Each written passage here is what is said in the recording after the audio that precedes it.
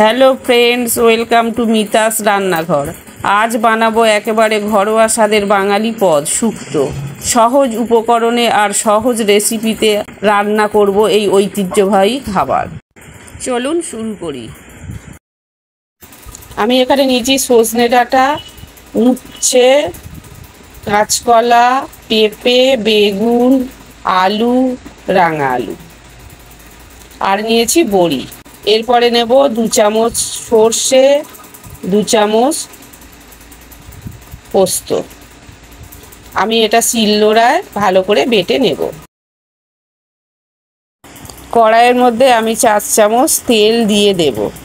তেল দিয়ে তেলটা গরম হওয়ার পর আমি বড়িগুলো ভেজে নেব, ভেজে তুলে নেব।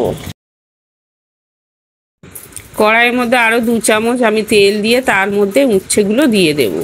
উচ্ছেগুলো দিয়ে নাড়াচাড়া করে একটু সামান্য লবণ দিয়ে আমি উচ্ছেগুলো ভেজে তুলে নেব।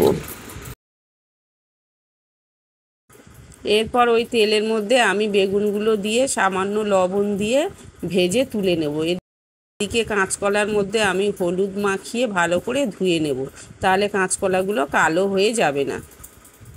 তেলের মধ্যে দিয়ে দেব 2টো তেজপাতা, 5 ফোড়ন ও রাঁধুনি। এর মধ্যে দিয়ে দেব আমি টুকরো করে কেটে রাখা আলু।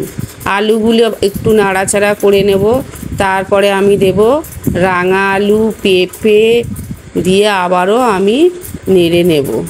তারপরে আমি দেব কাঁচকলা দিয়ে নাড়াচাড়া করে নেব। এরপর আমি 1 চামচ নুন দিয়ে দেব, দিয়ে নাড়াচাড়া করে তার মধ্যে আমি সজনে ডাঁটাগুলো দিয়ে দেব। সজনে ডাঁটা দিয়ে দেওয়ার পর একটু নাড়াচাড়া করে তার মধ্যে আমি দেব 1 চামচ আদা দিয়ে নাড়াচাড়া করে নিয়ে এর মধ্যে আমি দেব পরিমাণ মতো জল।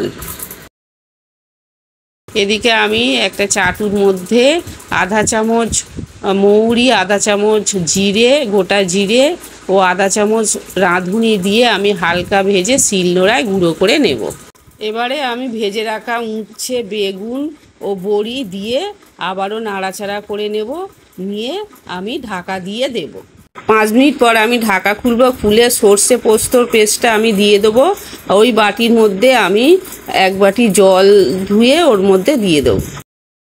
গ্যাসের ফ্লেমটা হাই ফ্লেমে দিয়ে তারপরে আমি 1 কাপ দুধ নেব। দুধের মধ্যে 2 চামচ ময়দা মিক্সড করে আমি ওর মধ্যে দিয়ে দেবো, দিয়ে ভালো করে ফুটিয়ে নেব।